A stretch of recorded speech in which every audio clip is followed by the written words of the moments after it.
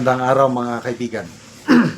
Bigyan natin ng reaction opinion itong post ng DZRH News. Title: Tad-tad ito ng pira-pirasong pork barrel o giniling.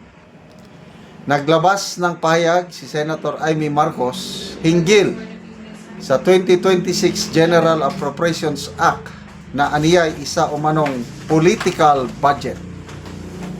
Naniniwala si Marcos na maaari itong gamitin bilang pondo sa nakaambang impeachment laban kay Vice President Sara Duterte at sa mga susunod na halalan dahil tad-tad din ang naturang pondo ng umano'y pira-pirasong pork barrel o giniling. Ito yung statement, official statement sa opisina ni Senator Marcos. Amy, 2026 budget, pampolitika ba? Giniling para sa impeachment at barangay elections?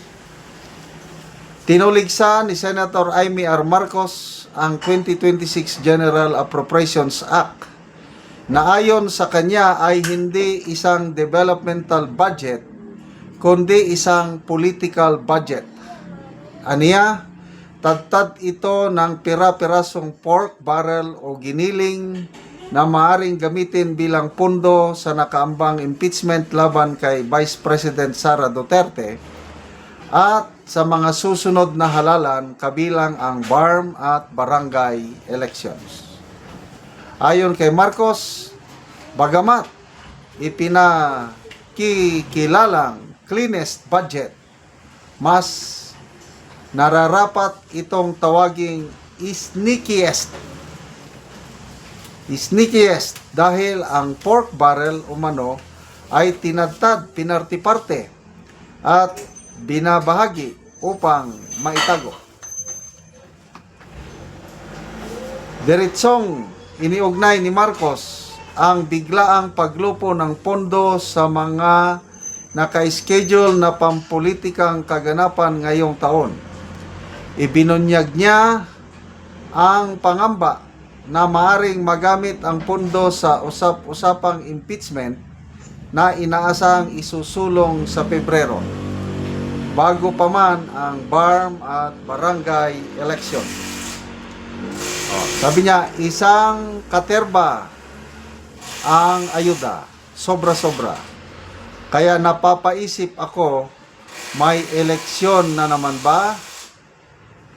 Kung susuriin, impeachment muna sa BARM at barangay election, mukhang malinaw talaga ang agenda. Dagdag pa niya, kailangang hindi ito ipagkakait ang tulong sa mga magsasaka na salanta sa bagyo o may sakit. Pero wala namang maliwanag na listahan o guidelines. Bakit hindi idaan sa nauukol na ahensya tulad ng NDRRMC? Bakit dapat ibigay na lang sa local hospitals imbes na government institution na naman na daming instead na GL na naman gawing politiko? Ikinalulungkot ni Marcos na habang busog ang budget sa pundong maaring gamitin pampolitika, patuloy namang gutom at lunod sa hirap ang mga Pilipino. Dapat atupagin ang mga totoong problema ng bansa. Mahal na bilihin, kahirapan, trabaho at korupsyon, hindi ang pagluluto ng giniling na budget para politika pagkatapos niya. Okay. So, ako, agree ako dito sa observation ni Senator Amy dahil grabe ang ayuda. Kung may mga ayuda na itong mga nagdaang taon, na doble, na triple, na quadruple ang ayuda. May MAIP, may AIX, may TUPAD, may FMR, may LGSF, kung ano-ano na lang. Grabe. Hindi na ito developmental budget.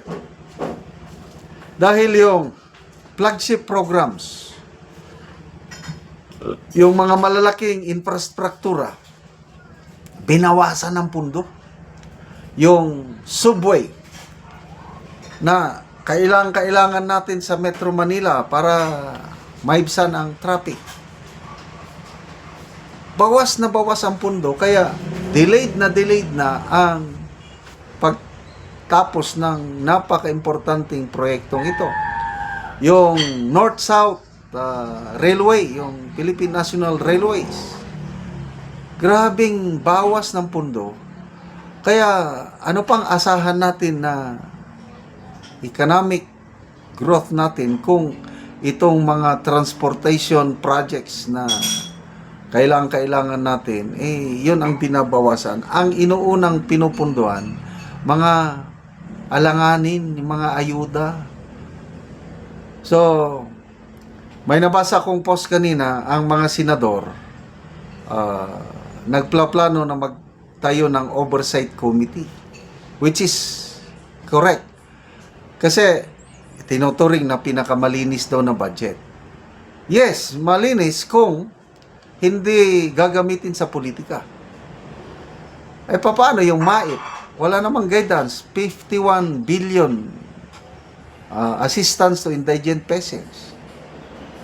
Bakit hindi na lang ibigay yun direct sa mga ospital? Kanina may napanood akong Facebook reel. Isang senior citizen nagre-reklamo. Akala niya libre yung yakap program ng PhilHealth, yung magpakonsulta, magpa-laboratory test at iba pa. Sabi niya, dami palang binabayaran. Niloko nila kami, akala ko libre, yung pala bayad ka rin.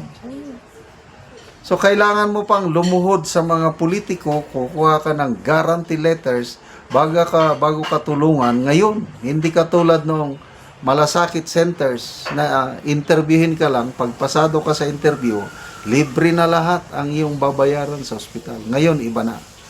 Ayan, mga AX, tupad, mga... So, tingnan natin. Ganon din ang sinasabi ni Congressman Edgar Erese na baka may incentive na naman para sa mga mambabatas na pipirma para sa impeachment ni BP Inday Sara. Salamat mga kaibigan sa inyong pagsubaybay sa ating channel. Nakakatulong kayo ng malaki sa tribong talandig ng Bukidnon dahil ang income natin sa channel na ito is pantulong po sa tribo. Namimigay tayo ngayon ng mga libreng yero at pako para makapagpatayo sila ng mas maayos nilang tahanan. Kaya, salamat sa inyong pagsubaybay. Panoorin nyo ang video na ito. Ano ni ang natagaan namong ugsin? Ate.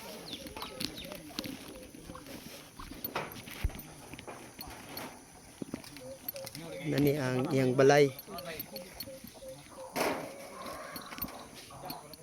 Buslot na, giantos lang namo ang mga buslot. So muna na yung itsura sa ilang balay. Gipangbutangan lang namo og silopin kay aron nga dili mi ulanan. Butangan lang og silupin. Kay Kay kung mag-ulan, dosi na matulon. katuig sa among pagpuyo dire, unya giantos lang namo nga ang among abuhan maglungag mi, mabasa na mi, gisapaw-sapaw lang namo ang sin. So muna na gyud na ang ilang kahimtang. Sapaw-sapaw lang daw ang sin. So, tungod sa kalisod, so wala gid sila naka ang uban ibutangan lang gani nila og sako. Sako, silopin, At aron least nga ang makaatok Ay, sila. luoy na gid. So karon te pila na ni katuig ang inyong balay ngin ani nang itsura. dosi na katuig nga gaantos namo niyang ulan. Kay balaga kaon mi, galong agme, gakabasa gyud mi, pero amo lang ginanto sa 12 ka tuig. So salamat kayo aning naghatag sa sin kay makabalay na gyud mi, makaatop na mi kay luoy na gyud kay mi. So unsay trabaho sa imong banat eh? Manginadlaw ra mi, tapos dili pod mi ma-maintain sa isa ka semana, pila ra mong kita sa mga pobre nga. Ang adlaw 200 lang, unya isa ra ang mag-inadlaw. Unya di naka-problagi og ipalit sa sin. Kay kulang pa gani ipalit namo og bugas. Lagi. Salamat kayo sa Ginoo nga manginaot mi nga magpadayon kining inyong paginabang sa mua. Say, nagampo gyud mi nga kaloy-an gyud mi. So karon nagpasalamat mi sa inyo ha nga gitagaan mi ninugsen, maayo na gid ang among balay, makatop nami, makuha na ni ang mga buslot. Gipangbutangan lang og silupin, sako. Mabasa nami kung ulan. Luoy na gid kayo, may salamat kayo. Salamat pod kaayo.